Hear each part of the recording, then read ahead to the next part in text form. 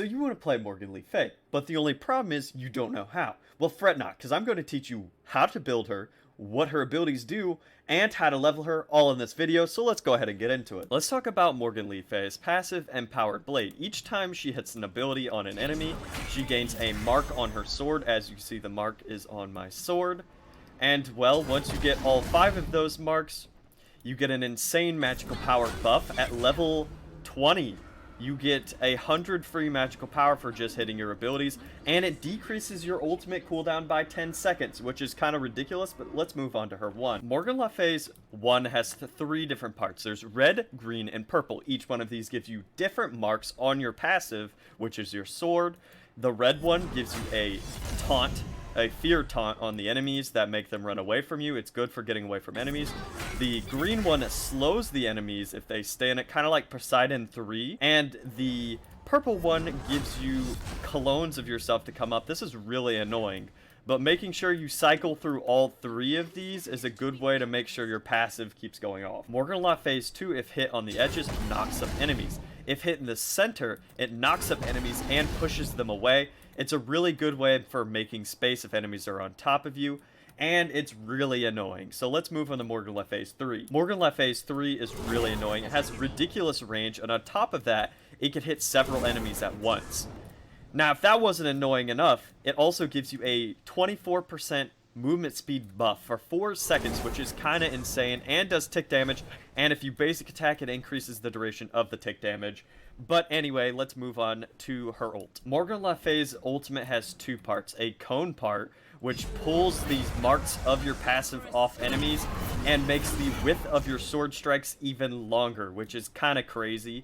And each one of those marks I pulled off an enemy damages them and heals me for 10% of my missing HP, which is pretty crazy. But let's move on to the leveling part. When you level Morgan Le Fay, the first ability you want to get is her 1. Then you want to level her 2, then her 3. Make sure you put any points you can into your ult. The first ability you want to max is your 1, then your 2, and then your 3. Pretty easy to remember, but let's move on to the build portion of the video. If you haven't already, please like, comment, and subscribe if you found this guide useful. But let's go ahead and get into the build portion of the video. Now, I like getting Sands of Time.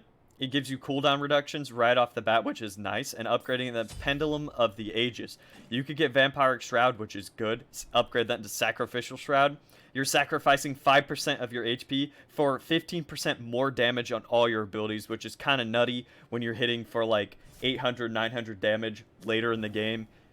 It's kind of insane. Conduit Gem's also really good if you want to get Conduit Gem. True damage on abilities is always nice. But I like going Bancroft's Talon. You could rush Bancroft's Talon. It's risky because you're starting without a starter item, but it does pay off because you have a full item before most people, and it's just nice. Now, it gives you 100 magical power, 15% magical lifesteal, and 150 mana. And the passive of Bancroft's Talon is you get more magical power and lifesteal the lower your HP, which is really nice. Now, if you want to upgrade that into its glyph form, I prefer Bancroft's Claw. It's really nice because, you know, you get a shield for getting extra lifesteal. It's nice. Warlock Staff is the next thing I like to go into. Give you 95 magical power, 150 health, giving you some bulk, 200 mana, and 10% magical pen, which is really nice. And when you stack this bad boy, item stack, there we go, it gives you extra health and extra magical power, which is really nice. Next item I like to go into is Kronos' Pendant, giving you 90 magical power, 20 MP5, and 20% cooldown reduction. With the Pendulum of the Ages and Kronos Pendant, you have 40% cooldown reduction, which is awesome.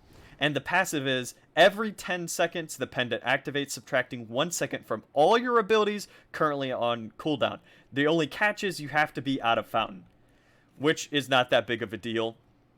Next item I like to get is Soul Reaver. Soul Reaver is really good, giving you 95 magical power, 300 mana, and your abilities do more damage based off the maximum HP of your target. More HP, more damage you do. The cap is 9%, but that is still really good. Obsidian Shard is awesome because it gives you 100 magical power and 20 magical penetration off one item, which is kind of nutty.